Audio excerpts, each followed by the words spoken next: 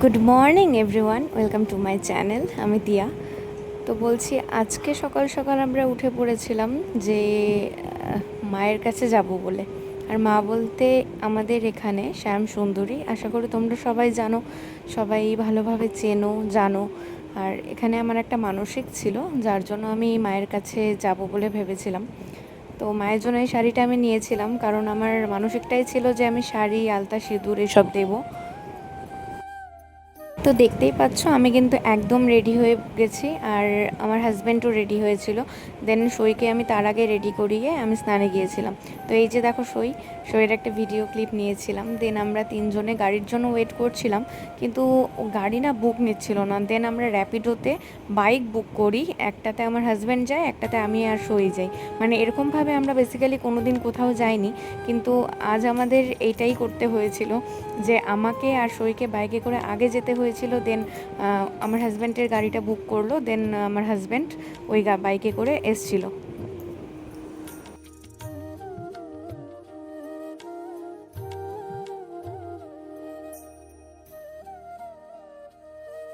তো দেখতেই পাচ্ছ ওয়েদারটা কিন্তু ভীষণ সুন্দর ছিল। ভীষণ সুন্দর বলতে কি, আকাশটা প্রায় মেঘলা ছিল, যে মনে হচ্ছিল হয়তো বৃষ্টি আসবে, কিন্তু না, মাঝপথে অনেকটা রোদ উঠে পড়েছিল।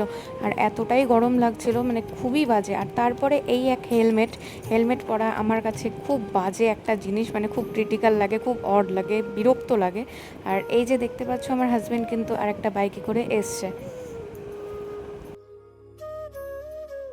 দেন আমরা মায়ের কাছে চলে আসি, মায়ের জন্য পুজোর ডালা কিনি। আর মায়ের পুজোর ডালা কেনার পথে সামনে একটি দোকান দেখলাম, ওখান থেকে আবার মায়ের একটা পুতুল কিনেছিলাম ছোট।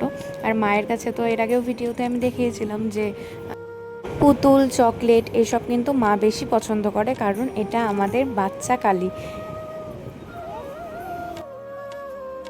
আর দেখতেই পাচ্ছ যে কতটা ভিড় ছিল মায়ের কাছে। আর ভিড় বলতে কি, অস্বাভাবিক ভিড় ছিল। সই তো পুরো টায়ার্ড হয়ে পড়েছিল। আর অনেকটা লাইন ছিল, মানে অনেকটাই লাইন নিয়ে দাঁড়িয়ে আমরা কিন্তু পুজোটা দিয়েছিলাম। অনেকটা ভিড় ছিল। আর বিশেষ করে মঙ্গলবার, শনিবার মায়ের কাছে খুব ভিড় হয়।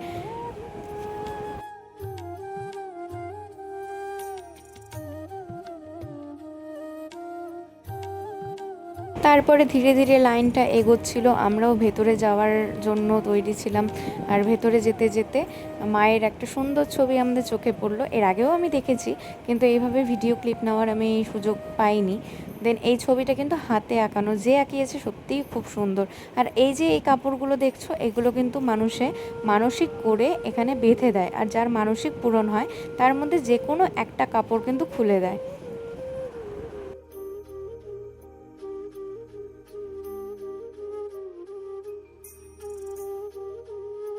যে যেখান থেকেই দেখছো আমার ভিডিওটা, তারা কিন্তু অবশ্যই মায়ের কাছে নিজেদের মনের বাসনা পূরণ বলো, মা কিন্তু অবশ্যই পূরণ করবে। এটা কিন্তু আমার কথা না, এটা যারা শ্যামসুন্দরী মন্দিরেতে পুরোহিত আছে তারাও কিন্তু এই কথাটাই বলে। তো মায়ের কাছে আমি এসব জিনিস দিয়েছিলাম, যেটাতে আমার মানসিক ছিল, যেটার জন্য আমি আমার পূরণ হয়েছিল জন্যই আমি মায়ের কাছে গিয়েছিলাম।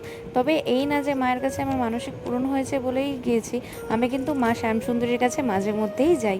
আর দেখতেই পাচ্ছ আমরা কিন্তু ভেতরে ঢুকে গেছি, আর সেখানেও অস্বাভাবিক পরিমাণে ভিড় ছিল। আর আমি তো ভেবেছিলাম যে মাকে হয়তো শুধু জিনিসগুলো দিয়েই আমাকে চলে আসতে হবে, আমি অঞ্জলিটাও দিতে পারবো না।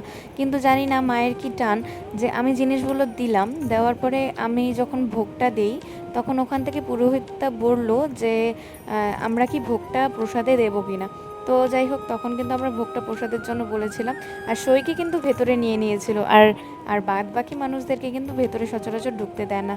তো এই সই কিন্তু সে ভেতরে ঢুকে মাকে প্রণাম করেছিল। আর এই যে দেখছো, এটাই হচ্ছে মা শ্যামসুন্দরী। দেখো কি সুন্দর একটা বেশ, কি সুন্দর লাগছে দেখতে। আর লুকটা ছিল একদম পুরোপুরি সাউথ ইন্ডিয়ান মায়ের লুক। দেন আমার পূজা দেওয়া কমপ্লিট হওয়ার পরে আমাদেরকে একটু ওয়েট করতে বলা হয়েছিল। এটা হচ্ছে একটা বিশ্রাম ঘর মায়ের সামনেই। তো সেখানে আমরা বসেছিলাম কিছুক্ষণের জন্য। দেন আবার মায়ের ভোগ আরতির সময় হয়ে গিয়েছিল, আমাদেরকে ভেতরে ডেকে নিয়েছিল। ইভেন যারা যারা ওখানে ভোগের জন্য বসেছিল তাদের প্রত্যেকেই ডেকে নিয়েছিল। তো মায়ের ভোগ আরতি কিন্তু শুরু হয়ে গেছিলো এই সময়।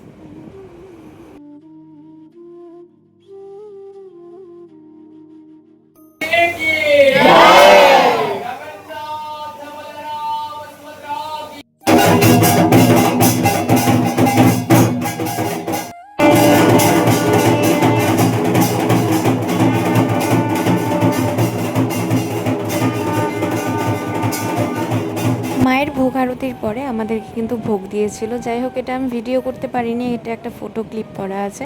আর দেখো, আমরা পুজো দিয়ে বেরিয়ে যাওয়ার পথে রাস্তাতেই, মানে মায়ের মন্দিরের সামনে এই যে মানে একটা সুন্দর একটা দৃশ্য, যেখানে বজরংবলির মতোই বজরংবলী নিজেই এখানে দাঁড়িয়েছে। দেন আমরা দেখে গাড়ি বুক করে আমরা বাড়ির পথে আবার রওনা দিয়েছিলি। বাড়িতে এসে যেই পৌঁছেছি হঠাৎ করে বৃষ্টি। তো যাই হোক, আজকের ব্লগটা কিন্তু এই অবধি থাকবে। তো সবাই খুব ভালো থেকো, সুস্থ থেকো, বাই।